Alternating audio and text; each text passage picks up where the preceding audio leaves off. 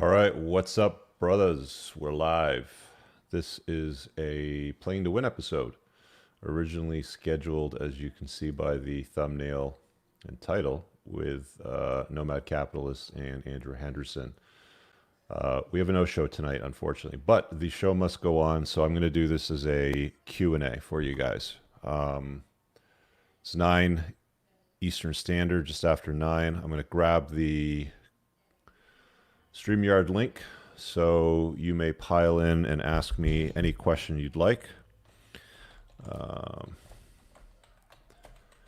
You can drop questions in the chat, super chat them, whatever you want. So we'll rapid fire this and run this for about 60 minutes.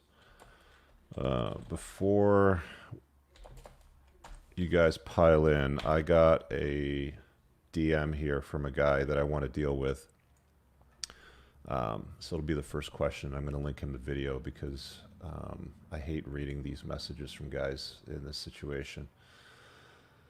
Okay, I'm going to try to water this down so it doesn't reveal too much detail for him, because this is a difficult one for this dude.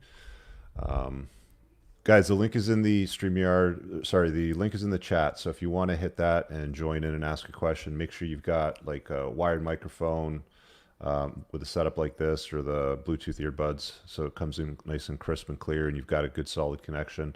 If you click through and the audio sucks or there's problems with it, I'm going to pull you back out. So make sure you got yourself a good connection and earphones and some sort of microphone connected to it. I'm just going to read this to you rather than show you the screen, because I don't want to show the name. Chris, I'll get to you in just 1 second. Hey, I'm extremely depressed. Daily thinking about taking permanent steps to a temporary solution, sort of thoughts. If you guys can read between the lines, I have to watch my language here. My wife has become a psycho and doesn't understand reality. I've supported her, but also stood my ground on a few things. Bottom line is, she won't sleep with me. She won't discuss it. She has zero drive. She's a vegan, and if I ever think of bringing any of these issues up, she'll literally kick me out and take away my kid. This is not typical in any sense of any woman I've ever met and been with, and we are married. I'm trying to do this for my family. I wasn't going to message you, but I'm going to skip that part. Somebody referred him over to me. I think she obviously has a mental issue for real, and there's no way I would be able to bring that up. I just don't know what to do anymore. I'm basically completely out of motivation, and I only see one way out. Basically, we got married recently. She turned vegan, had a kid.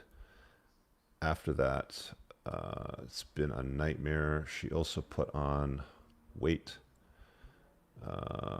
Will not do any type of workouts. Okay, so dude is married and in a very depressed state. The kid is small, so I'm missing some information here. So I'm going to give you something to start with, at least something to begin with. Generally speaking, guys, things like this are deserved of booking a one-on-one coaching call.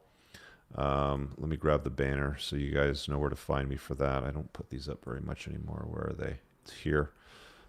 You can also request a video by going to entrepreneursandcars.com/request, and I can do the topic on it. You can give me some more insight on it. But with what you've given me here, you're married, child is small, she's pulled the pin on the fat grenade and become large, doesn't want to hear anything from you, and is using sex as a bargaining position.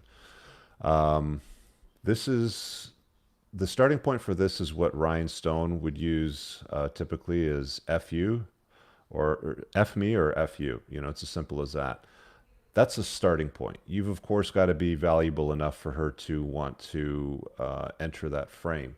So I don't know enough about you, don't know what you do for a living, don't know what your physical state is looking like. I really am missing a lot of information. So to offer you realistic advice on a scenario like this is quite difficult, but you should definitely do something to remedy the scenario. And that might mean leaving the marriage.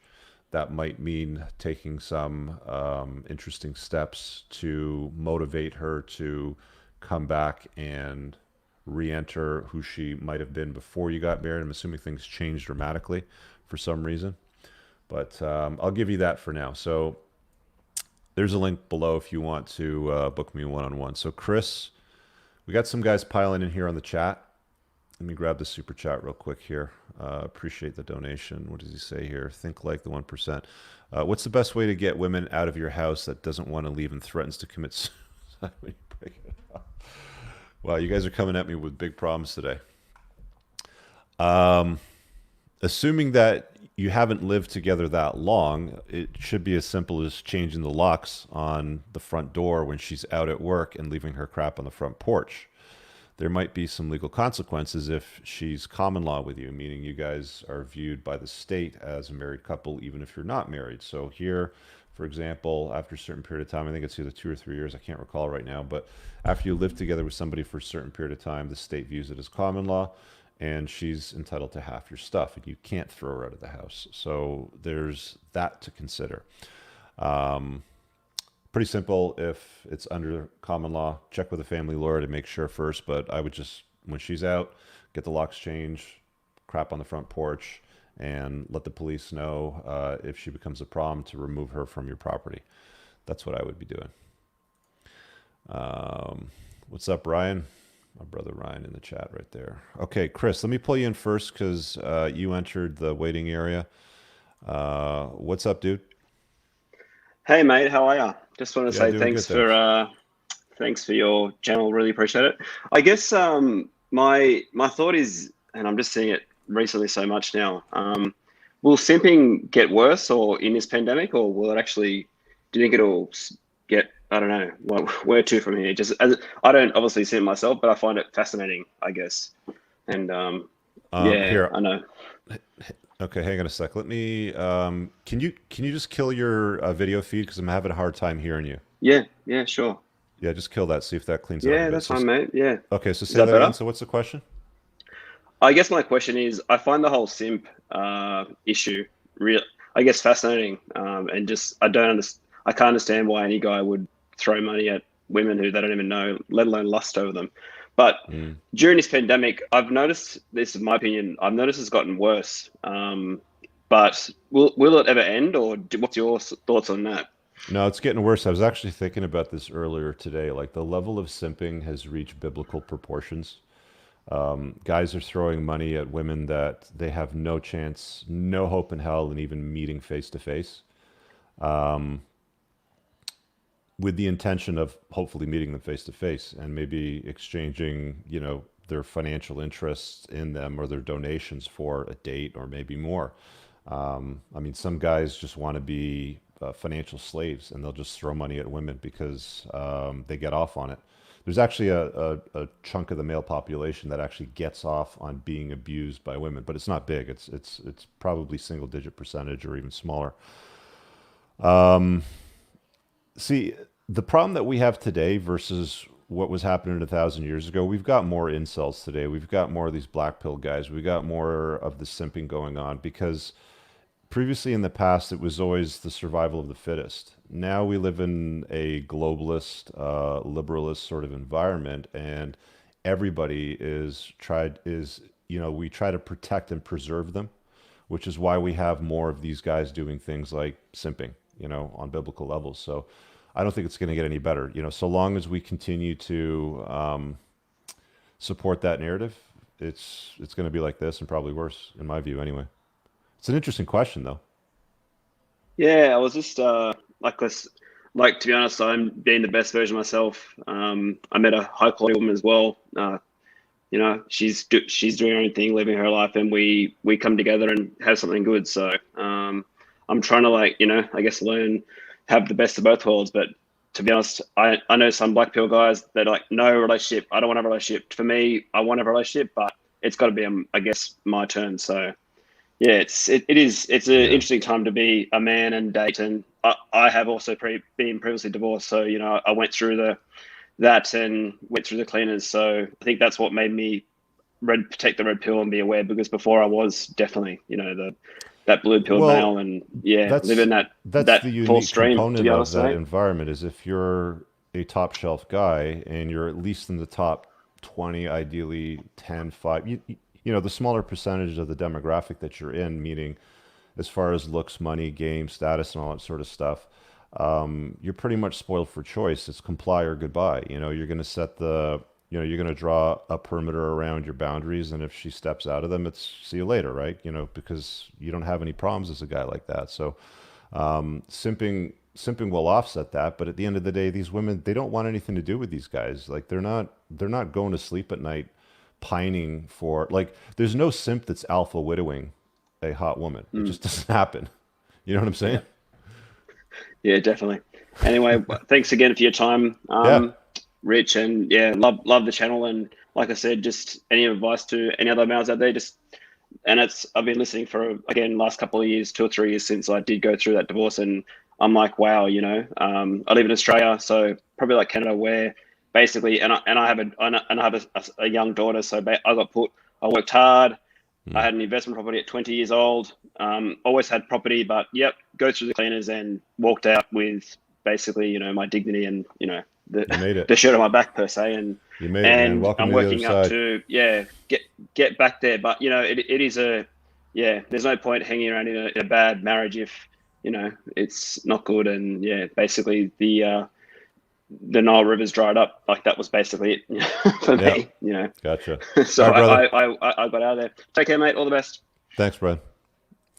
All right, let me grab the super chat real quick from Santiago. Christian, I'll pull you in next. Chris, I'm just going to pull you out of the green area just to make some space. For those of you guys that are coming in, had a no-show tonight, so we're going to do the show anyway as a live Q&A for about an hour. So I've dropped the join link. Let me just do it one more time for anybody that's come in post that. You can hop on the stream and we can shoot the breeze. You can ask a question. Where was that super chat I missed up there? Santiago.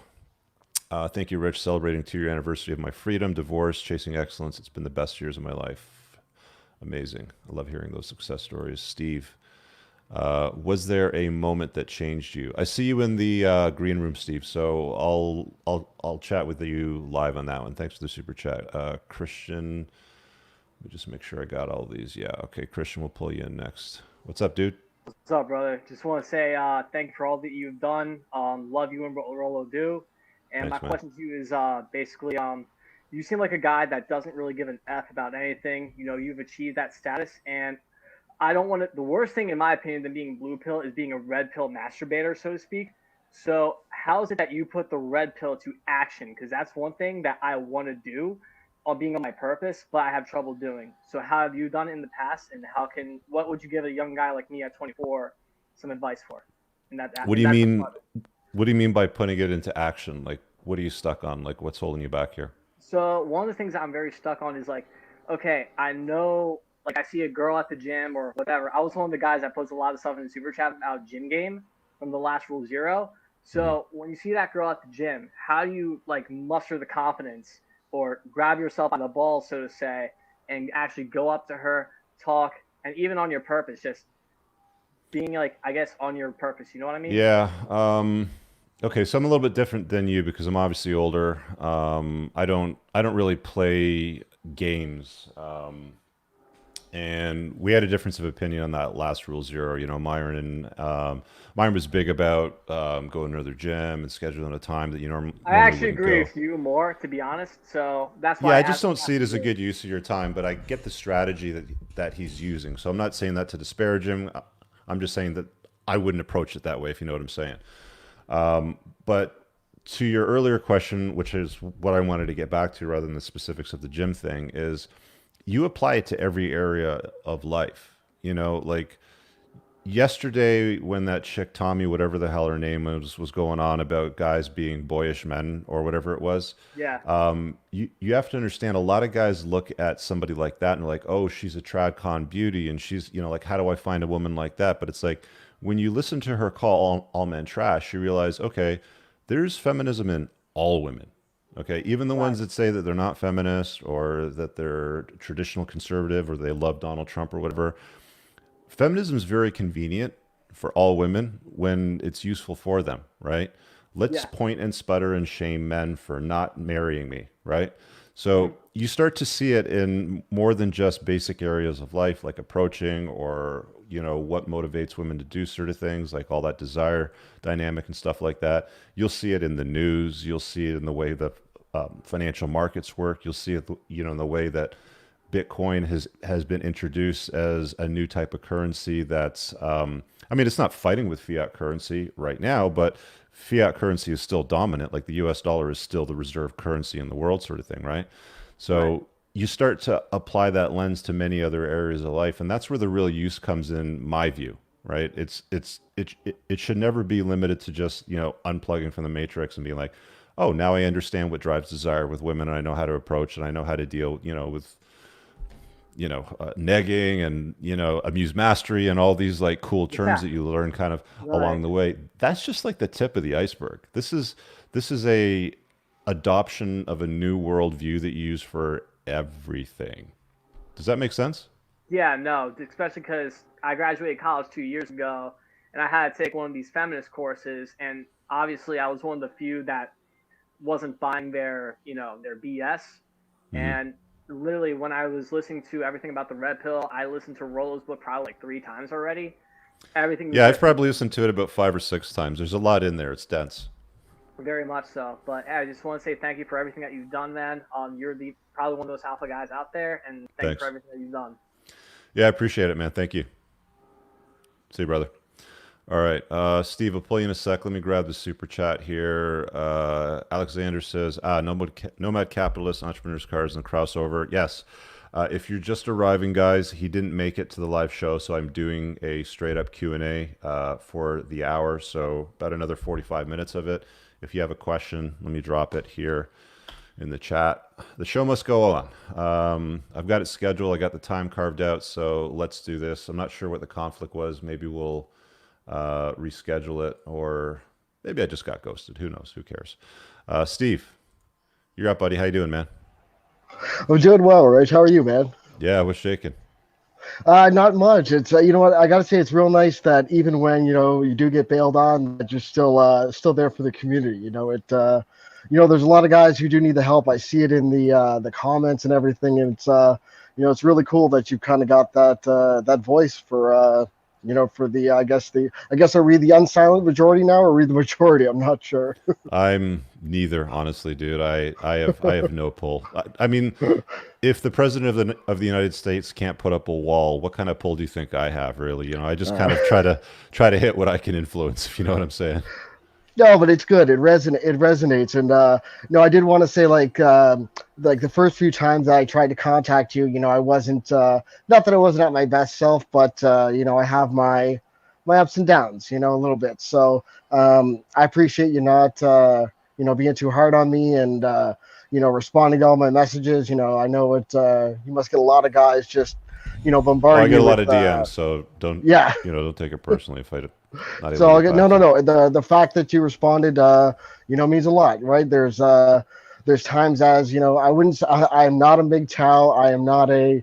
I don't even like the labels that the guys are using nowadays, or the terminology. I don't get me wrong. I love dropping bombs, bomber command. You got to stick with that. But um, I just had found that my sexual marketplace value was above what these I don't even know what you call them. Fives and sixes were wanting. They wanted this six, all the sixes, 6 foot tall, Oh yeah, 6 foot long, whatever. But that's what if you hypergamy don't, is, right? Like it's dating up, right? Like you'll you'll notice if you watch the video that I did yesterday again on that Tommy chick, she's not that hot, oh, that right? was Like great. it's Yeah. it's like lipstick and makeup on a pig. It's still a pig, right? I'm not saying she's a pig. I mean she's a reasonably attractive woman, but Well, let's with be the honest, makeup on. with the makeup, with the hair, with the clothes, like she's not curvy. She doesn't look feminine, to me.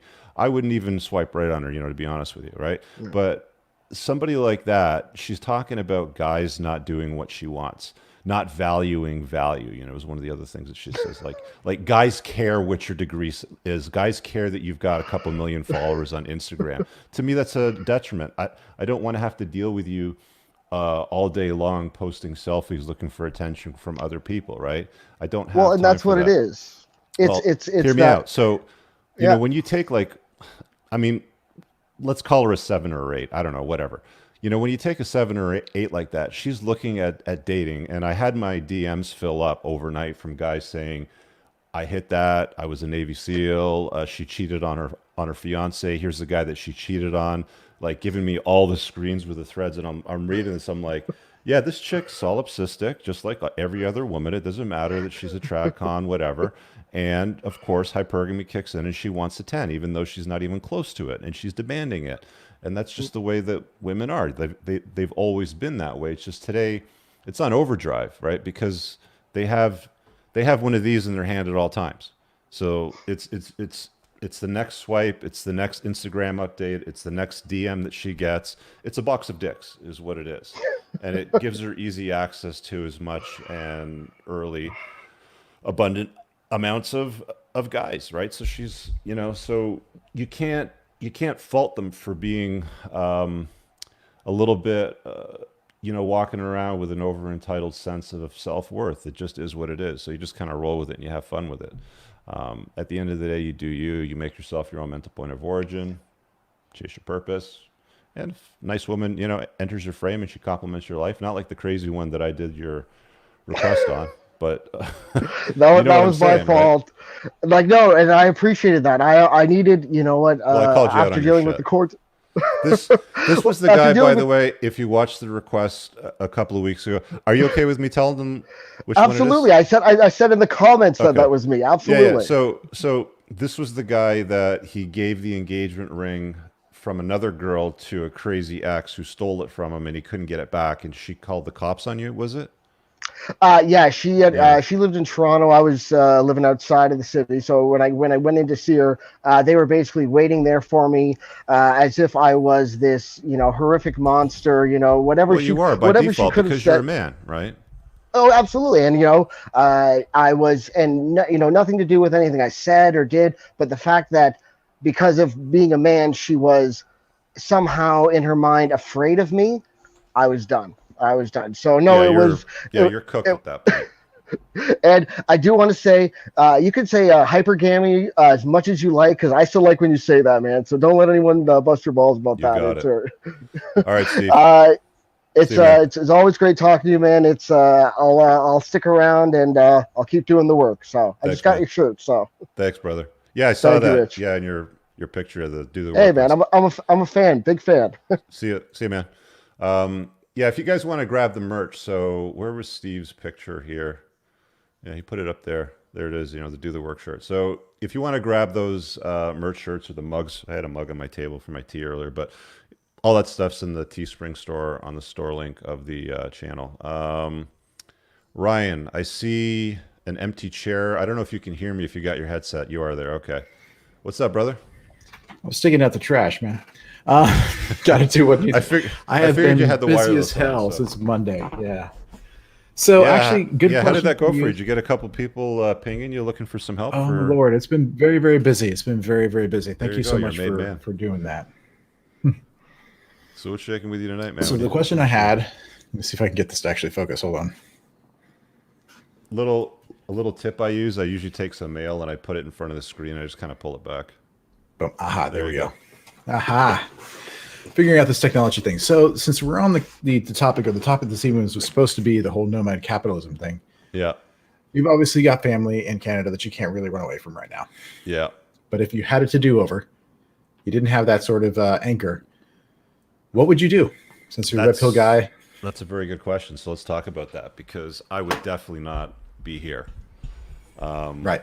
I was watching a little clip of Joe Rogan talking about why he's leaving California and going to Texas, and it's obviously going to be a little more favorable for him. But at the end of the day, it's guys, like, you pay a lot of money in taxes for not a lot in return to listen to a bunch of people throw hissy fits all the time about everything not being fair and they're never getting enough, and they keep voting for more and more policies that remove my freedoms from me and give away more crap to people that I don't think deserve, honestly, a lot of the crap that they get, that they're not working for, or they're particularly lazy. There's some guys that, there's some people that need to be looked after, and I'm fine with that. Mm-hmm. But I think the vast majority of people that are holding out their hands, essentially stealing from me by way of the government, through the state, they don't deserve what they're getting. And I have no problems whatsoever with leaving the country when the time's right. It's just the time's not right for me. I have family here. I've got a small kid, so I'm going to I'm going to be there for that because, that's what I need to do. But I don't know where I would go. I mean, I was hoping to get some feedback from Andrew tonight on what he thinks are some of the best countries. I've heard him talk a lot about Georgia and Eastern Europe. I know there's Caribbean islands that are favorable to either getting passports, visas, or even living there on a semi-permanent or even a permanent basis. But his whole philosophy, which is why I like him in his channel, is go to where you're treated best. And I've watched quite a few of his videos. I've read a few of the articles that he's posted. So I got a lot of runway for this. I mean, I got probably another 9 or 10 years before I really have to finalize anything, but I'd like to kind of work up to that so I'm well prepared. But I mean, I could very well be doing this in 10 years' time from a sailboat somewhere in the Caribbean, from an island in the Caribbean, somewhere in Eastern Europe. I don't know. I don't know where that's going to be. I just know that I'm getting tired of cold-ass Canadian winters. I'm getting tired of the liberalist, globalist agenda, getting tired of having my money stolen from me by way of taxes, and they're high. Once you factor in income, sales tax, the double up of sales tax on some items like fuel, for example, you're paying 55, 60, 62%, in some cases, depending on where the money's going. And that's a lot. And they're frivolous with it, and they don't behave well with it, and I don't condone the behavior. So it's my choice to leave, and I'm going to take my money with me. And if they don't like it, I don't really care. But that's what I'll be doing. Nice. I don't know. What are your thoughts, man? Same question back to you, because you're in DC, which is a heavily taxed state. Well, I'm actually not in DC. I'm in Northern Virginia, so it's not quite as bad. Okay. It's the least communist of the three counties. You got District of Columbia itself, you got Maryland to the north, you got Virginia to the south. It kind of goes in order: District of Columbia, Maryland, and then Virginia in terms of like communists, right? Because we actually have like concealed carry laws, and so I can actually get a concealed carry permit in Virginia, where you can't really do that in DC and Maryland, for example. But it's a very high cost of living area. It attracts a certain kind of person. And for the dating market, that's definitely not ideal. When you for say a guy like very high cost of living, what does it cost for a 4-bedroom, 2,300 square foot house where you live? In a decent area? Yeah. Probably $500,000, maybe more. So my townhouse that I bought is 1,500 square feet. It's three. For that, which I just described, it's about 1.2 million. And you're paying probably 55% tax on the income that you're using to buy a house at that price point. So welcome to crazy. I've heard the Canadian real estate market is just absolutely insane. Yeah, well, there's a lot of immigration here, right? There's a lot of people coming in, and they have there's a lot of foreign money, right? There's a lot of foreign money. There's a lot of Asian money, a lot of Persian money, a lot of East Asian money that's coming into Canada. There's a economist that I like to listen to named Mark Blythe. He's actually Scottish, and he's at Brown University in the U.S. And he was answering a question on the Australian real estate market and about how it's a bubble. He's like, well, yeah, if you're looking at it from the idea of the internal demand in Australia, sure, but what if there's an external source of demand, right? All these people in China who don't want to live in China if they can possibly avoid it. So you've got all this external funds that are pouring into these safe markets, right? Yeah, there's a guy in our community in the 1% who's from China. I met up with him last fallish. He's got a room in his basement, and it's basically a gun room. He's got 4 walls, and each wall is covered with guns. I don't know if you saw the video that I posted when I was at his place. Yeah. But Trudeau basically wants 2 of his walls now.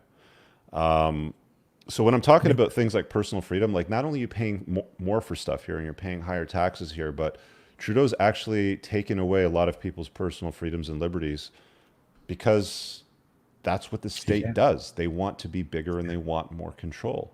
And that's kind of one of the difficulties. A good one, for the state to control. I don't think that'll ever happen in the U.S. I mean, it may or may not, but it doesn't look like it's going to happen in the near future anyway. They tried Virginia tried to pass an assault weapons ban, which would actually ban. They freaking lost their minds. Ban any magazines over 10 rounds, like all kinds of guns, and everybody lost their minds. They actually had sheriffs and law enforcement, chiefs saying, if this law passes, I'm just going to deputize everyone in the city who owns guns so that they're allowed to have the guns. Okay. Right. And they just basically said, no, this is just not going to work. It's like, how do you enforce that? Right. Mm. There's no possible way. There's no possible way that's not going to end very, very badly. But that's actually an interesting point when you start looking at like places to live. Yeah, because I've guy got a leaves few guns China because he myself. wants personal freedom, comes to Canada, and he's losing personal freedoms, right? But if you move somewhere else, like there's a lot of places where you can't own guns the same way you can in the States or even in Canada, right? Australia, you definitely can't. No. And that's another thing. You know, England, no. I don't France, even really no. care about Germany, handguns, to be no. honest with you. But if I want a long gun for hunting or, you know, for skeet or trap shooting, like they're not very clear about it. And he's going about it in a way that, like, the big argument, if you guys don't know, I think it was around February, March, there was a shooting in Nova Scotia. And the guy used RCMP, I think it was an RCMP uniform, an RCMP vehicle. I don't know if he bought it in an auction and it was like previously used with high mileage, but it looked like, you know, basically official law enforcement type of equipment. And the firearms he had, they were not acquired legally. They were illegally acquired. What does he do? He uses that as an opportunity to take away everybody that's a licensed firearm owner, take away his property. So, I mean, this sort of thing, I've not seen it get better as I get older. I've only seen it get worse. So why would you want to, and you know, going to Nomad Capitalist slogan, go to where you're treated well. Why would you want to stay here if you're not treated well? And that's the big question. Why would you for want to me stay in a is like, country where women hate men? yes.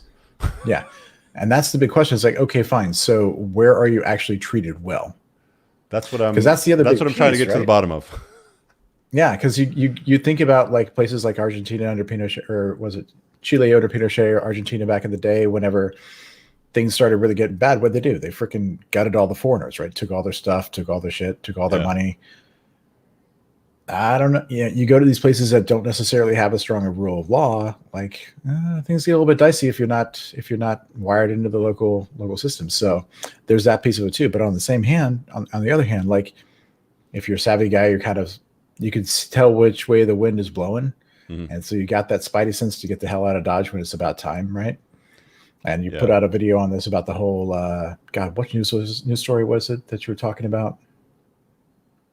This is about 2-3 months ago that you put out talking about media bias and stuff like that. But anyway, was it the BLM, George Floyd, like all that movement going down? No, this is before that. This is about like some nuclear incident or something like that.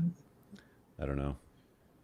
I'd have to go back. Point being, it was a bit ago. It's about 4, 5, 6 months ago. It's before the whole like right around the same time the COVID started blowing up and things like that. But anyways, I know the one. A lot of people got really upset at me because I was saying that this whole COVID thing is a big play for control, and it's like, no, it's a safety thing. You got to wear a mask to be safe. It's like, oh, really? You still think? Yeah. But point being, like, if you've got your notes of when, you can kind of see which way things are going, and you can exit when it's the right time, right when things start going south. Then I think your options are pretty limitless, honestly. And it comes down to what kind of culture, what kind of infrastructure do you need, right? Well, structure your life in such a way that makes sense. A lot of people are like, you know, when guys say to me, and Ryan, I see you in the waiting area, so I'll bring you in next. If you can just in the private chat, just let me know what your question is, just so I can get some frame before I pull you in. Oh, Andrew made it. I got Andrew in the green room. So, well, shit. In that case, I'm gonna get the hell out of the way so you can do that. Thanks, Ryan. I'll see you later, man. Yeah. Mr. Henderson, we're live now, by the way. I'm sorry? We are live now, by the way. Great to be live with you.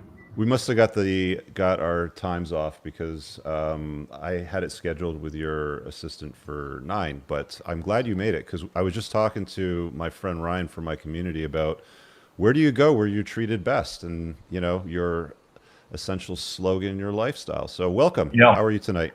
Well, great to be with you, and we apologize for this time zone issue. No worries. You're in Kuala Lumpur? I am in Kuala Lumpur, yeah.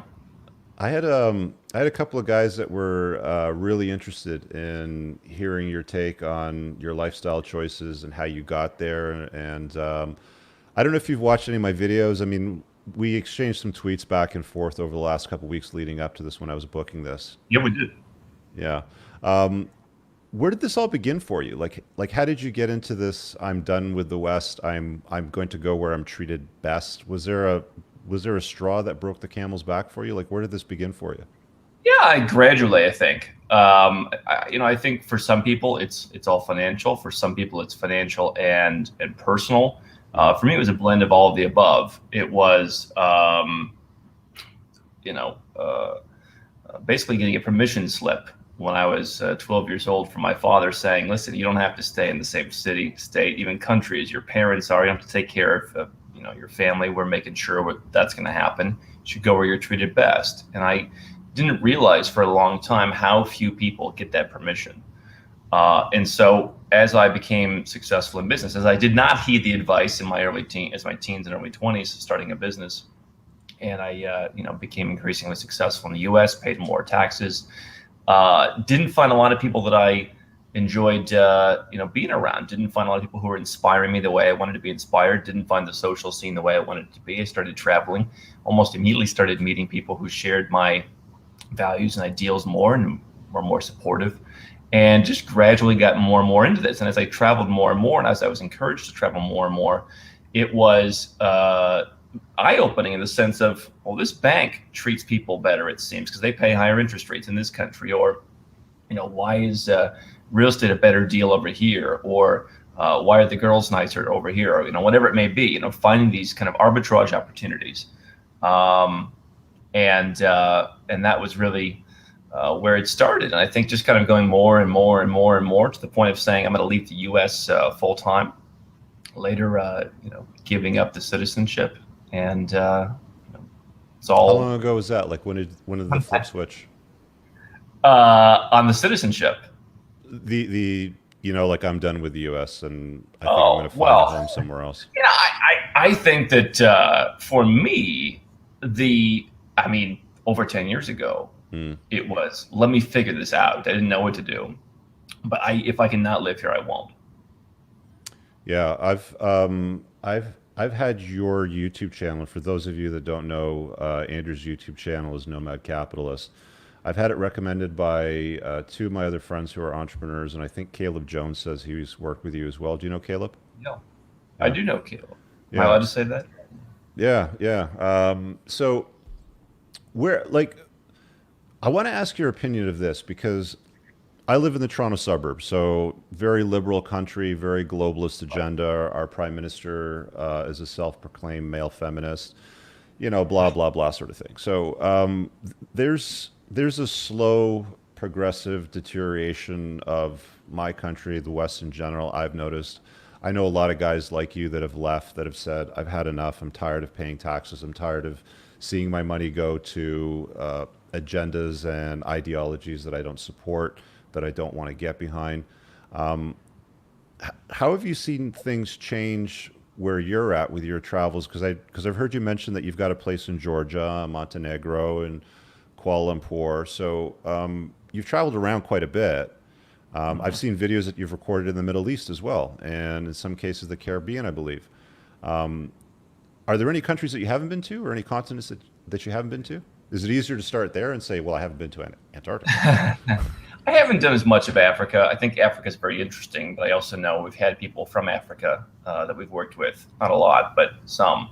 And you'll have the guy who has the Mozambique cement factory and the Angola, logistics company, and he'll say, it really helps to be from Africa and to know how people work around here if you're going to be successful in these businesses. And there's huge returns if you do. I find that most people aren't going to move to Africa, and at this point, part of where I go is dictated by what I think people would be interested in, and I don't imagine most people are interested in moving to Benin. But yeah, I've been to most other parts of the world, not every exact country, but most other parts, and some parts of Africa also. But how do you compare these other places that you visited and lived in, where you've been treated better, to the United States? Well, I think the state of the U.S. today is so bizarre to me. It is bizarre, and I'm just looking and I'm thinking to myself, there's no room for someone like me who's kind of stuck in the middle as a pragmatist in some ways. As a business owner, as a pragmatist, I made a video talking about what happens if Joe Biden gets elected. The name is Nomad Capitalist, right? and we must have gotten, I'm told, 1,000 comments of people, you sound like a left-wing communist. I mean, this and that, because I simply said, listen, there's not going to be a huge difference in who wins. And that's blasphemy to people in the U.S. It's as if the U.S. is going to become Angola tomorrow if Joe Biden wins. Your taxes are going to go up, and maybe you lose a few freedoms. Might happen under Trump too. But I just think that the U.S. has become such a crazy place. I think the Western world, I'm not as connected to it anymore. I try and stay away. I've pretty much realized the Western world, with maybe a few exceptions, has just gone mad. And do you have any family or friends back in the States? What's that? Do you have any family and friends still back in the U.S., or have they all mostly left too? No, they haven't left. Okay. Do they envy your lifestyle at this stage? Like, do they look at you and go, "Gee, Andrew, I wish I could be like you," or I'm gonna be doing what you're doing in 5 or 10 years"? I mean, family and friends, yeah, some, but I've gotten used to, and I respect this, but I've gotten used to in this business, and probably a lot of others, people who just come and there's a romance about it for them, right? One of my friends who is in the U.S., who I helped him get his second passport at least. He said, what you're doing in your articles and your videos is kind of like writing romance novels for men sometimes, where it's a fantasy. How many people come through on it? So I don't know if they envy me or not. I mean, we all vote with our feet. What is your top what is your favorite locales right now where you find guys are treated best? Like the top 5 countries, let's say, if you could share that.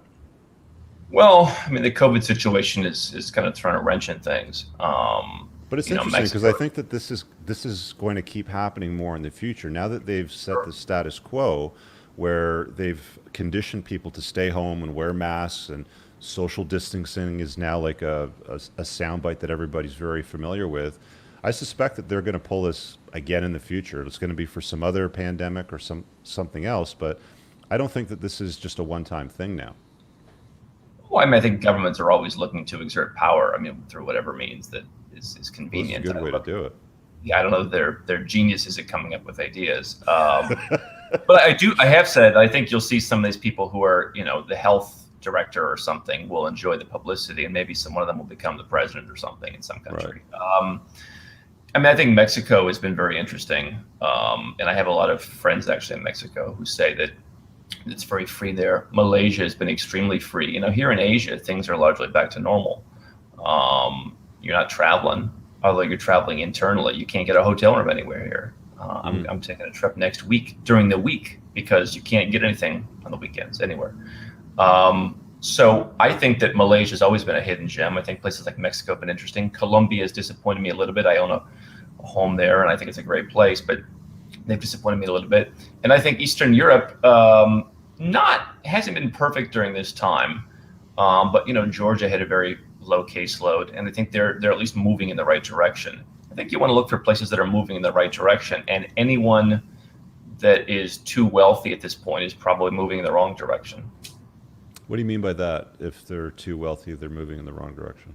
Well, so I noticed I went to Chile last year. Chileans are the one country in South America that can visit the U.S. without a visa. It's about 41 countries, I think. So it's a small club that can visit the U.S. And my theory is once you have that U.S. visa waiver program, your country starts to go downhill because it reaches this pinnacle of now we're wealthy, and now let's look for things to take people's money. Let's look for all sorts of these things that make a country, what you're talking about in Canada. And so I think once a country becomes too successful, there is that temptation to say, how do we screw this up? Because they forget, I mean, you talk to people who work for me in places like Serbia, they remember what it was like. They don't want to go back to that. Georgia, the same, but these countries, once it becomes too distant a memory, the adversity, I think it's, and they start doing bad stuff. What's, I mean, for a guy like me that lives in Toronto and I've got an 11-year-old and I might want to plan a exit at some point, but still be reasonably close to the country, like not a 12-hour flight away. I mean, is there a place in the Caribbean or within about a 5-hour flight that I should be looking at? Well, so I look at a couple different things. I mean, one of them is tax benefits. Certainly, there's if the Caribbean is your lifestyle and that's what you want, then yeah, I mean, you've got the Bahamas, you've got the Cayman Islands, you've got Anguilla, you've got Antigua and Barbuda. I don't know that you want to live on the island of Nevis and St. Kitts and Nevis with a kid and going to school. That seems a little small, but that's probably the better island of the two. And so those are all very tax-friendly islands, depending on what you're doing, depending on What what your about business. Bermuda? That's in the North Atlantic. Yeah, I mean, it's expensive. It's probably not at the top of my list. Okay. It's not so warm either.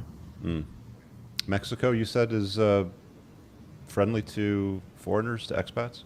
Yeah, Mexico is super friendly. Not only that, but if you live there for 5 years, you can become a citizen. And it's one of the best citizenships. Nobody knows it's one of the best citizenships in the world. As someone who, that's my thing.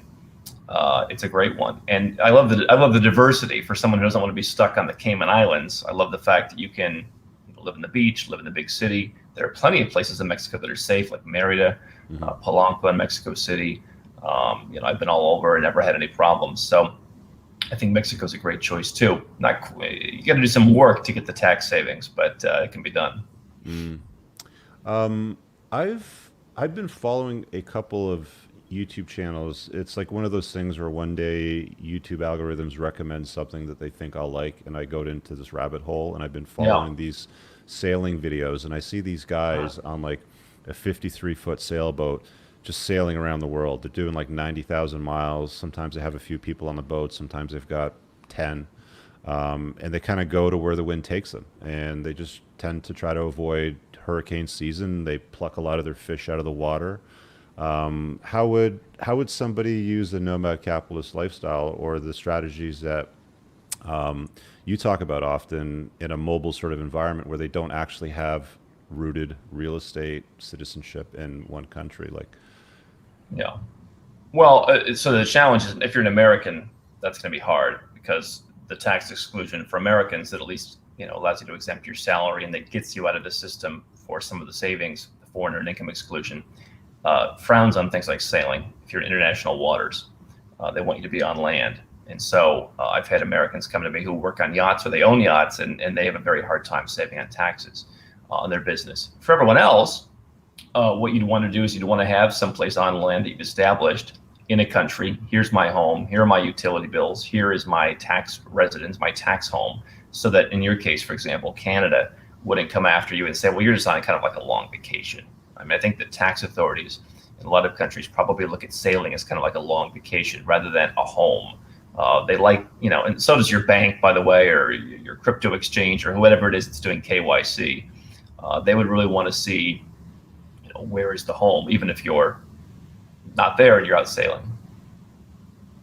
What are your future plans with your nomad capitalist lifestyle? Like over the next 5 years, like are you planning to set some roots down and pick a place and kind of stay, or do you like the ability to maneuver whenever you need to?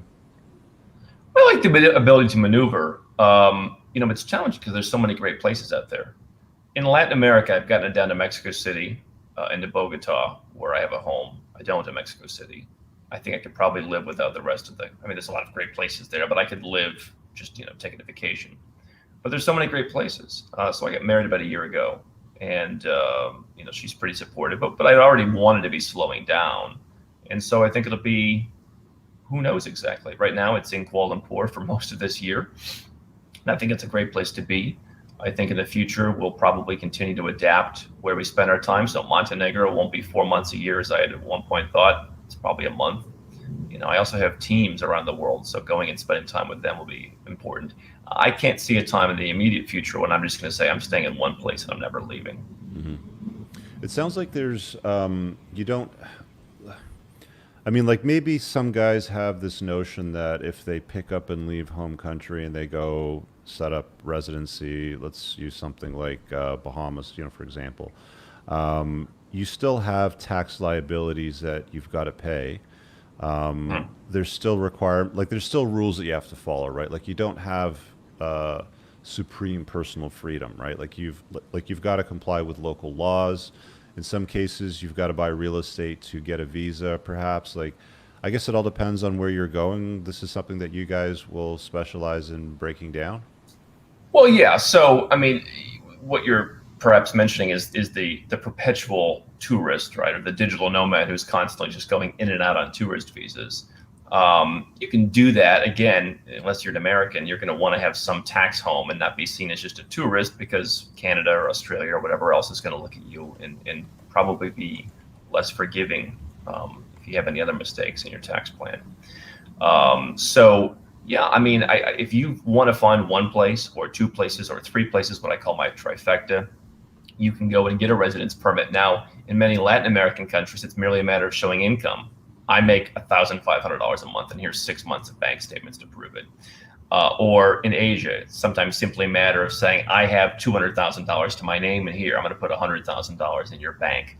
But yeah, in other countries, it could be buying real estate. There's often many different programs. People look at some of the European countries with these expensive real estate investment programs. They don't realize if you're a freelancer with 2,000 euros a month, you can get in. The only difference is they require you to spend more time in the country than the golden visa in order to keep your residence. So there's a whole ton of options. Are there countries that you're vehemently opposed to traveling to, like you want nothing to do with because they're too hostile towards you? I wouldn't visit the United States, and maybe they don't want me to. Maybe it's a mutual feeling, but I wouldn't. I get all nostalgic on rare occasion, but I wouldn't. I don't particularly trust them. Canada, I think. I mean, I love Canadians and all that. I don't know entirely how connected they are to the U.S. They seem to do a lot of the same stuff the U.S. does. They seem to borrow a lot of their stuff. And it does seem like the more I've traveled through what I call the CUNA countries, the big four, Canada, US, New Zealand, Australia, add the UK to the list, they are becoming a bit more difficult. You know, it used to be you're an American going to Canada and it's just like, come on in. The last time I went through Canada, it's like, what are you doing? I'm like, I'm flying through. I'm going to El Salvador from Europe. And it was really scrutinous. So what do I need that for? How many passports do you have? Coming up on the 5th. And is it really that useful to you to have 5 passports? Like, what's the actual benefit to guys to get 5 passports? I imagine for the average person, 5 is probably too many. Obviously, most people aren't giving up their U.S. citizenship, so that would make it 6. But here's how I look at it. If an opportunity is available to you, in this world, you should take it. Whether it's, if you believe in keeping money in the bank and you're not entirely crypto or entirely gold or whatever, if there's a bank account that's affordable, get it. And when it becomes more expensive, you'll be locked in. If there's a passport because, you married someone or you have descent or whatever else, take it. So, visa-free travel is good. Right now, during the whole coronavirus situation, I've got, 1 or 2 passports that can get into Europe and, 1 I think that can't. So I think that, being able to, go to different countries, engage with different people on investments, is a good idea. Do you need 5? No, probably not. One of them is probably just sitting in the safe for the most part. But, it's a place to go and live. If you're a citizen, that's the highest level of being able to get into a country. And so it is a call option on what could happen in the future and having more places to be able to go. You've mentioned banking quite a few times already, and it kind of breezed over crypto. What's your view on the fiat banking system versus a cryptocurrency style of economy? Well, again, I'm somewhat of a pragmatist. I do have money in the bank. I also like crypto. I'm not a put everything in crypto kind of person. I'm a very diversified person. So, if you look at the US dollar just in the last month, it's been a disaster. And I think you'll see more of that. But, I'm a business person. Most people want to pay in US dollars or their local currency. And so I take that, keep some of it, pay my expenses in it, buy real estate with it. And I think that, again, having numerous banks as a call option as, on reputational reasons, where's your money coming from, asset protection reasons, I think that, having some of each category is a good idea. So maybe it's not very exciting to say, be diversified, but it's what I do. Mm. Here's my challenge with crypto. Here's my challenge with crypto. Yeah. I mean, you need adoption. Yeah. You need adoption, and I don't know that. It's to me part of the crypto movement is kind of the same thing as the libertarian movement, and it's just I feel like it's if we stick to doing that, you're going to have challenge getting adoption because most people aren't libertarians. Most people just want a way to pay. And so when they talk about, case studies of people in Africa, who have Zimbabwe dollars that are falling to the floor or that have a hard time, holding local currency, that's a great use and that should be trumpeted more. I don't know that the average person wants to hear about end the Fed. I don't think that's what's going to get them on board. And so I think more of the actual, use cases is helpful. Yeah, I agree. There's a serious problem with the adoption curve, and I don't think it's ever going to go big. I mean, I had a friend of mine, 2011. We sat down and we had lunch, and he was just pivoting out of a business, and he said something to me about Bitcoin. He's like, I'm going all in on Bitcoin, and I just heard about it a few months prior to that, and I'm like, you sure about that, man? Because I ran a business in financial services for a while, and I saw how pissed off the banks and the government get when you do something that infringes on their ability to control the public. And he's like, oh yeah, it's going to blow up. It's going to blow up. And I mean, it's worth a lot more than what it was in 2011, but I'm kind of with you on that, right? Like until the world really adopts it, I'm just kind of like, all right, I got some, yeah, for sure. I don't want to be a miserable person, but I don't want to be overly idealistic in saying, here's a great solution. If only people will see the truth. I mean, people are sheep. Yeah, I mean, and anything. Yeah. Speaking of sheep, you seem to get criticized a lot for encouraging people to go to where they're treated better and pay lower taxes. I'm sure that's been going on for a while. Like, what's your stance on surprise that? No, not really. But I think that for some people watching this that don't know who you are, and the fact that the vast majority of the population is plugged into societal conditioning and lies, and they are pretty much sheep. I mean, you must get that a lot. I don't know. I mean, define a lot, I guess. Sure, people like to comment. As we get bigger, you get more haters. You get more haters from within the community because you're doing it the wrong way, or you're more in favor of gold than crypto, or crypto than gold, or whatever. But yeah, I mean, you have an increasing number of people coming and saying, "Why aren't you paying? You're a coward. Why are you leaving?" Here's the reality. Number one, I can handle it. I was never the most popular guy in school. That's why I became an entrepreneur. I wanted to build something. So I'm used to it. It's okay. But I'm not really going to be too concerned about the opinions of people who think that, they're born in a place and therefore they're indebted for life. Where people in the community, people, again, the libertarians perhaps would criticize me is, you're not going to change the way U.S. or Canadian tax policy works. If you live there, I'm not all for hiding in the underground economy and dealing in the black market. Listen, you live there. At a certain point, you have agreed to the social contract. But I'm saying, you know what? No, I'm not going to sign that. It's like clicking, don't install the software. I don't agree to the end user, license agreement.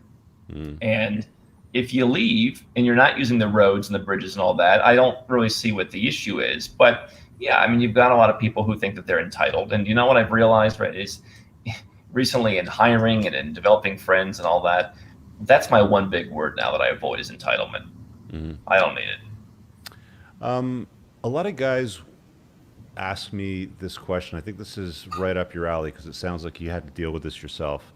Something along the lines of how do you give fewer Fs about people's opinions, about their judgments, about their control in your life? Because I see a guy here before me that I've never spoken to before until, I mean, we've covered like 30 minutes so far, but you clearly don't care what other people think. You came from a place where it's basically bred into you from day one. They like beat you with the Kool-Aid. They're force feeding you it. How do you walk away from that old world belief and adopt the new one that serves you better? Like, how did you do that? by doing it. I don't know that there's some great theory. I think how do you give fewer and fewer over time is maturing in your business, maturing in your wealth. I think the more successful you are, the more confidence you build, whether it's with dating, whether it's with business, whatever it is. I like to study people that we've worked with, that have 100 million, 200 million, $1 billion, and you look at how they've developed, and I see, okay, that's the trajectory for me. Kind of looking back when I was over here, and now I'm here. The closer I get to them, you just kind of drop some of the F's that you want to give. Mm-hmm. But how do you get into the system? My entire thing that I'm finally slowing down on has just been, let's do it right now. Let's go. Let's just book the plane ticket. I'm leaving in a week. Mm-hmm. One of the things that happened to me early on that actually there was a girl I met along my early travels that inspired me. She would just go. She said all my friends in wherever she was living would never take the time off to go and travel with her. They always had an excuse. She's like, I'm just going to be a 23-year-old girl traveling alone, and I'm not going to be embarrassed, and I'm going to learn to feel comfortable eating alone and traveling alone. I'm just going to feel comfortable alone. Certainly, men are perhaps more used to doing that. But I think that's something that people need to do. It's just immersion therapy. What are some big takeaways from some of the high net worth individuals that you've worked with? Like, what do they do differently than what the vast majority of the North American population do that provides that personal freedom, fewer F's to give, the ability to maneuver when they want? Like, what have you learned from all these high net worth individuals that you've worked with? Well, it's quite simple. They've done it, right? So, I talked to a guy recently. We were doing some screening for a citizenship program. He said, have you ever been sued? He's like, yeah, we get sued all the time. Workplace, we wrongful termination. Someone doesn't work. We've got 1,000 employees. We fire someone. It's in the U.S. Of course, they come after us. Mm-hmm. And I think it's just kind of building up a shield around them. But what I've also found is, number one, they care a lot less about money than anybody ever thinks they do. Number two, they're some of the nicest people. And what's interesting from a business point of view is, if someone wants to start a business, I've always suggested deal with the absolute, poorest people or deal with the wealthiest people. And since I increasingly see dealing with the poorest people in a way that makes money is predatory, I'm going to deal with the wealthiest people. And I'm going to charge a premium price for that. Get flack for that too, I suppose. But, they are easier to deal with. They're more understanding. And they're just looking to get the result, and they're not looking to make a business interaction about how do I extract a certain amount of time to justify the value, that kind of thing. And so it's just about how do we collaborate. So I think that it's very nice. They're not responding to people's comments. They're not leaving stupid comments. When you look at some of these comments that you mentioned earlier, how do you give fewer F's? You look at it, and I think you reach a certain point in life where you say, there's no way that any of these people have a higher net worth than I do. There's no way any of them have a higher income than I do, or else they wouldn't be doing it. Yeah, you always. It's almost physically impossible. Correct. I'm getting feedback from somewhere. Hang on a sec. I'm going to pull you out of the stream and then bring you back in. See if that fixes it. No, I got echo from you still. Do you have a set of headphones you can plug in, like something with a cord that comes from a cell phone or anything? Do we have something with a cord from a cell phone? Should just clean up the audio a little bit. Yeah, let's get the AirPod. Will AirPods work? Yeah. Anything right, we'll that just stops the feedback going back to the microphone. Not sure we suddenly have an echo. It's a new introduction to this stream, unfortunately. No. Well, let me plug in these AirPods here. Thanks. Hopefully they're well charged. All right, here we go. Number one, number two, and let's try that again. How's that? All right, the echo's gone. Perfect. Let's see here. Oh, well, it's still there. It's a little bit smaller. We'll make it work. All right, we'll work on it. You've got a conference that you run. Can you tell us a little bit about that and what the speakers bring to the table, what the general theme is? Yeah, so I decided after about 4 years, let's host another conference called Nomad Capitalist Live. Robert Kiyosaki, Roger Ver from the crypto world, who also renounced U.S. citizenship. That was one of the reasons I wanted him to come. Robert Kiyosaki obviously wrote Rich Dad, Poor Dad. I don't think we agree on absolutely everything, but I think he sees that the world is changing and he sees the value in following wealthy people. Mikhail Saakashvili was the president of Georgia, a controversial guy. I spent a lot of time in Georgia. Certainly people in Georgia, being new to democracy, some don't like him anymore. There's been a kind of a political campaign against him, but here's a guy who took a Soviet hellhole and turned it into the 6th easiest place to do business in the world in a matter of less than a decade. Fired the entire police force, rebuilt almost as Singapore levels of corruption practically. And so incredible transformational story. V. Idliga is just kind of an interesting guy building this little 7 square kilometer island in the Danube called Lieberland and trying to make that its own country. So that's kind of interesting. And I think you'll see a few more to come. The idea is, and by the way, the main speakers are going to be people on our team who are the ones doing the work on citizenship options, banking options, what to do with your crypto, taxes, all that kind of stuff. But I think it's important for people to hear, winning voices as well as get the information. And so we're looking at a few other names, and it's probably just going to be a jammed in, like don't go to the bathroom kind of thing because we got too much to present. Okay, interesting. I got my friend John here in the green room. I'm going to add him to the stream. He's also in Asia. Did you have a question, John? You're in Tokyo. I'm in Tokyo. Where are you in Asia? In Kuala Lumpur, Malaysia. Oh, nice. Yeah, I just wanted to ask you about the feasibility of giving up your American citizenship in order to, let's just be frank, not get financially extorted by the United States government by receiving zero benefits as we live abroad, but we pay taxes back home to a place that we're literally receiving zero benefit for. Is it feasible, or is that stupid, or what do you say? Well, they would say the benefit is you get a U.S. passport to travel the world on. And so it shows that a country, it's not really a home, as I've said, it's a transaction. And that's what now some people in Canada are saying. And so it's no longer you're one of us, we bleed the same blood. Is it feasible? Yeah, I mean, it's feasible. I always encourage people to look at it from an ROI perspective. Now, in my case, and I've got a gentleman right now who feels the same way, we just don't like the country. We don't feel connected. We don't like showing the passport when we go places. That, I think, is our bigger reason. But certainly you're right. Most people do it for financial. I think that, is it worth going out and getting a second passport? Do you have heritage from someone? Do you have a parent, a grandparent, a great-grandparent that you can qualify for a passport for practically free? That makes it a lot easier because everyone I've had who became, a New Zealand citizen because their dad was New Zealand or their grandfather was Irish or whatever, they were able to renounce. They've all been able to visit the U.S. again. They've suffered no loss of travel around the world. Now, some of those other Western countries might start adopting the same tax policies, I think, in the next 10 years, where they tax you worldwide, at least to some degree. Yeah. But anyway, I mean, I think that's feasible. If you have to go down to the Caribbean, for example, and buy a citizenship for $100,000, just run the simple ROI. But from a feasibility standpoint, I mean, the U.S. government really they're not going to try and stop you from renouncing. And so it's just a matter of how good of a passport do you have to replace it. I had a guy recently qualified for a Vietnamese passport.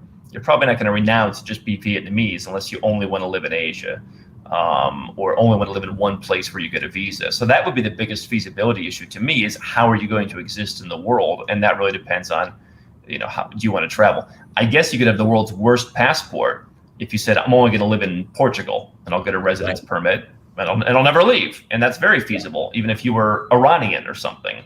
But very financially feasible. The other issue that comes into mind that I've had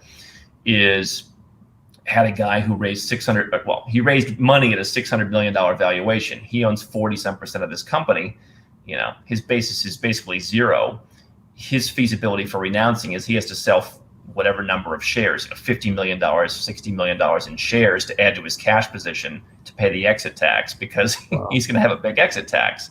So those are the two issues that I think you'd want to consider. But, from just a purely structural standpoint, it's very feasible to do. And yeah, I think that the countries in the West are only going to become more focused on how do we take your money because you have the privilege of being one of us. Again, I have a follow-up question if you're okay. Yeah. Sure. Kind of not as related, but I'm heavily involved in the cryptocurrency space, and I've been purchasing Bitcoin since Q4 of 2016. Went through the 2017 bull rush. It was insane in Tokyo. I don't know if you know about the Japanese and their acceptance of Bitcoin, but basically it's like a super, super friendly cryptocurrency atmosphere over here. You could pay, like if you were to get a car, like a ticket for like speeding or whatever, you can pay it with Bitcoin in Japan. You can pay all your legal debts and get Bitcoin. Right now, we're obviously seeing a pretty big jump, highest point for the price all year. Some friends of mine, we have a little mini show that we do about cryptocurrency. We believe that this is like the beginning of the second bull run. Are you in that like train of thought? Are you that involved in crypto, or what's your stance on the current price? Because we have between August 12th and 18th, we think the cycle high is going to come in at about 12,500 for Bitcoin. Are you that involved with it? Are you more of like an investor? What do you say? I'm not a great prognosticator on cryptocurrency or probably on any particular asset class. It's quite possible. Where I focus on a personal level, where I focus is like a lot of the people that we're working with right now that have crypto. I ask them, what's your opinion? Where's it going? How do we plan around this? I think recently I have 400,000 in crypto. I said, is it going 100x? Is it going 50x? Is this a big part of our tax plan? I don't know. It's a hedge. I like gold. I mean, it's a hedge. I mean, right now it's also doing very well. So it's a way to insulate against fiat. I don't, know if it's going to 12,500 or 125,000.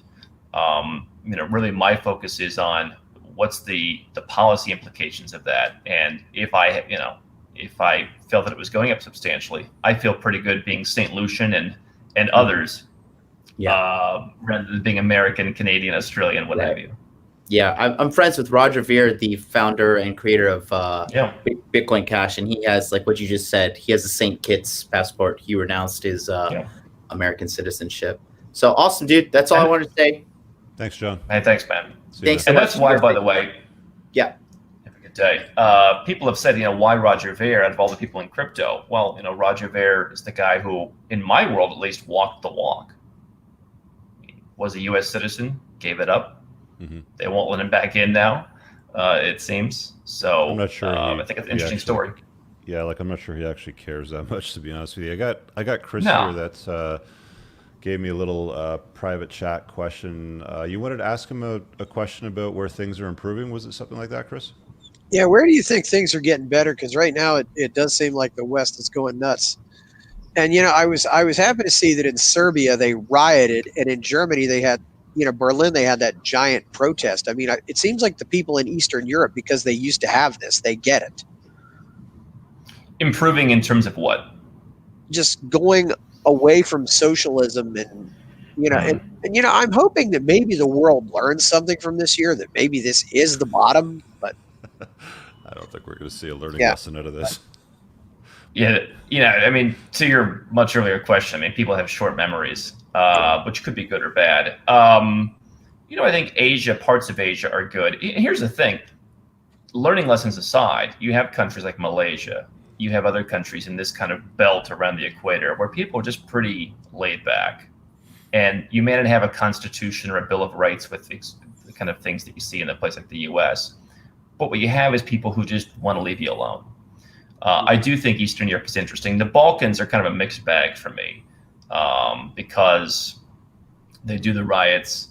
There's certain things that they're more accepting of. I think that the Caucasus is interesting, Armenia, Georgia in particular. I think those are places that have learned the lesson. Again, we talked about President Saakashvili. So I think that Serbia, Montenegro are good places to live. I think people are they just so want to be left alone there. They're a little bit apathetic in parts of the Balkans. And so whether that allows people to kind of tiptoe back in and do something, I guess if they do, they'll do these riots. So yeah, I think if you've seen some adversity in your life in any regard, I think that's a good thing. If your country's seen some adversity, that's a good thing for making sure that you're doing things right.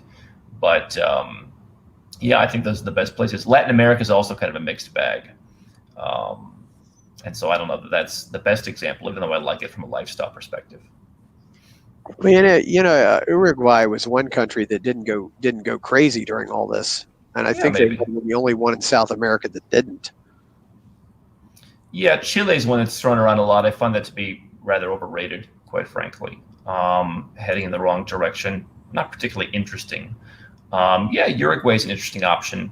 Hard for me to get people to get excited about Uruguay. I'm always suggesting that to folks as one of a series of options, and people, it's far away. It's but yeah, that's potentially a good one. All right, thanks, Chris. Thanks. Bye bye. All right. What culture do you find most fascinating from your travels? It's an interesting question because there's so many. And why? I think Asian cultures, coming from the U.S. are very exotic. If I had to say totally a fascinating culture, I'd say India. You've got a culture where you've got so many people who are what I would call forced entrepreneurs. You've got, the poorest country probably I've ever been to in terms of the look and the feel of it. And you've got so many people who are really, striving every day.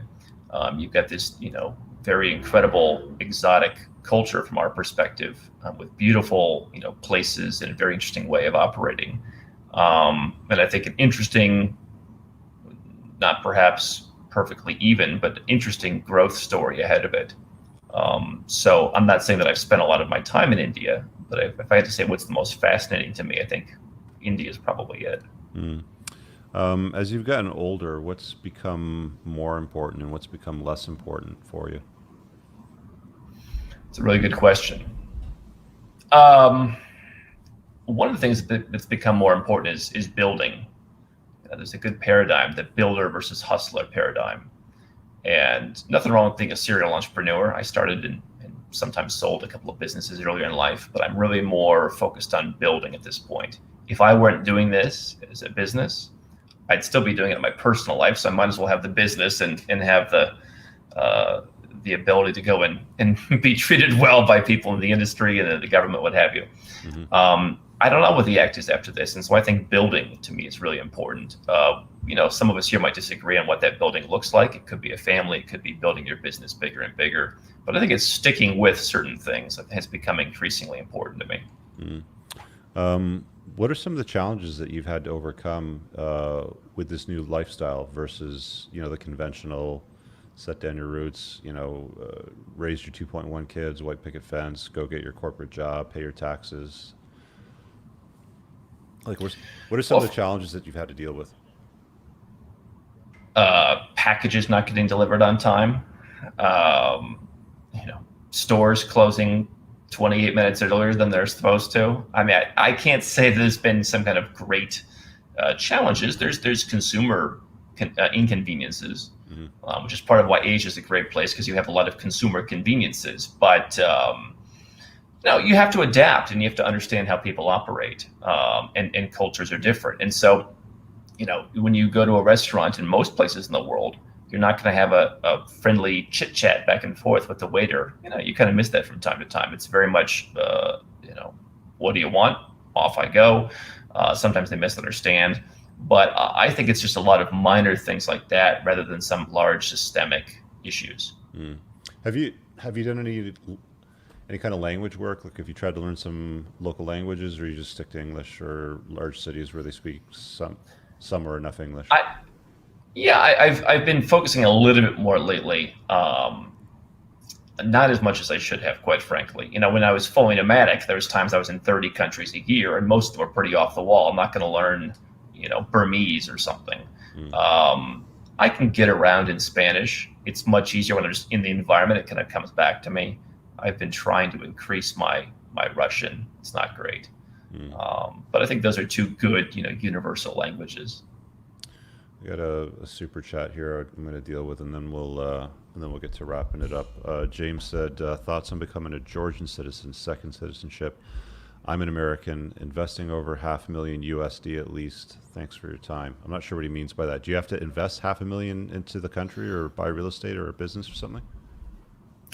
Well, in some countries, you can, if you invest money. So there's the citizenship by investment programs in the islands where it's a pretty streamlined procedure. $100,000, you get a donation, you get a passport.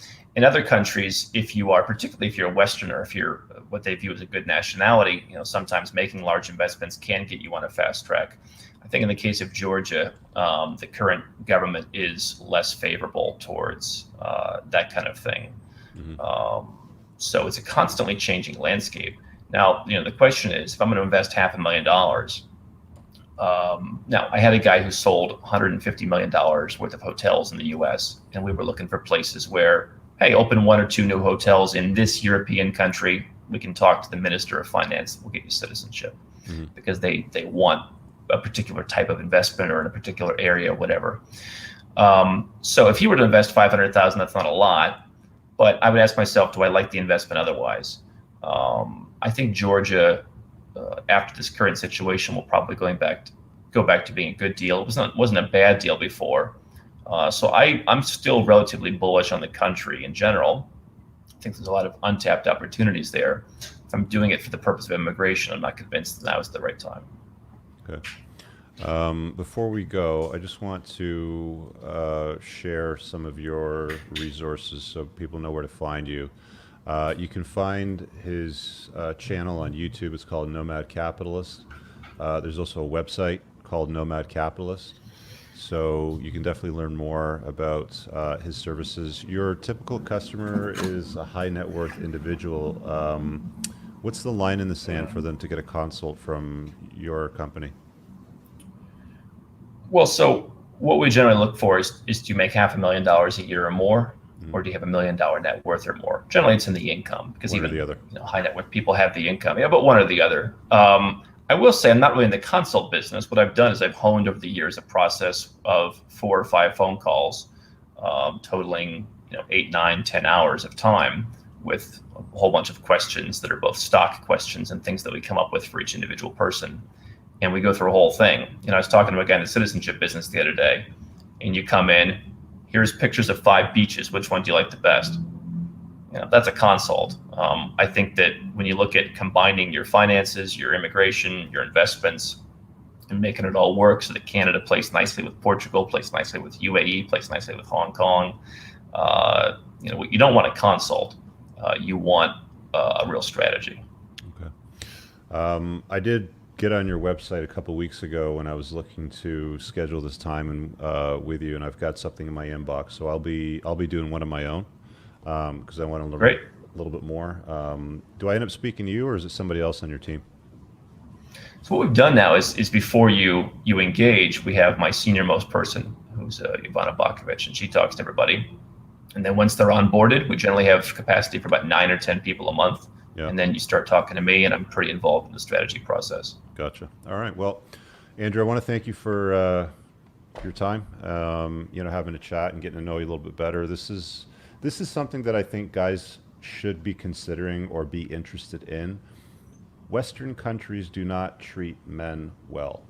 I've come to realize this over the last few years, especially since I've been red-pilled. And I like what Andrew talks about. I like the ideas that he has about,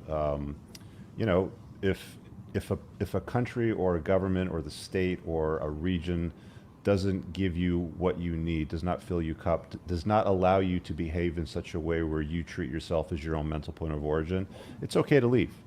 You don't have to stay somewhere. And I think the notion of putting up with crap is something that some guys are starting to realize that they don't need to do anymore.